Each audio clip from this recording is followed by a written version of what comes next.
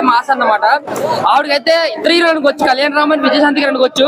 ఇంకా సినిమా విషయానికి వస్తే అన్న ఓకే చూసినంతే బోర్ కొట్టకుండా ఉంది అంతే అన్న. ఒక బ్లాక్ బస్టర్ సూపర్ హిట్ అని చెప్పలేం కానీ గత సినిమాలతో పోలితే కొద్దిగా బెటర్ మూవీ. మనం ఒకసారి హ్యాపీగా వెళ్ళి చూడొచ్చు అన్న. కానీ ఫైట్లు మాత్రం చాలా బాగున్నాయి సినిమాలో. ఫైట్లు బీజిఎం మాత్రం హైలైట్ ఉంది సినిమాలో. బట్ స్టోరీ ఏంటంటే కొంచెం రొటీన్ గా కొంచెం ఇంప్రెస్ గా తీసుకెళ్దాం అనుకున్నారు, ట్రై చేశారు. బట్ మామూలుగా అయితే ఒకసారి అయితే చూడొచ్చు అన్న సినిమా. క్లైమాక్స్ అయితే నేను చాలా చెప్తున్నాను, చాలా అంటే చాలా ఎక్స్పెక్ట్ చేశాను.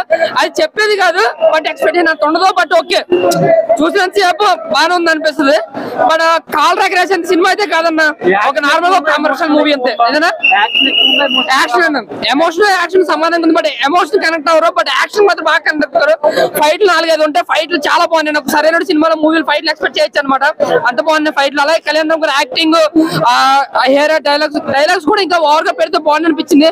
డైలాగ్ కూడా పెద్ద లేవు. బట్ సినిమా అంతా కూడా బోర్ కొట్టకుండా హ్యాపీగా చూసి వచ్చే అంత విధంగా ఉంది.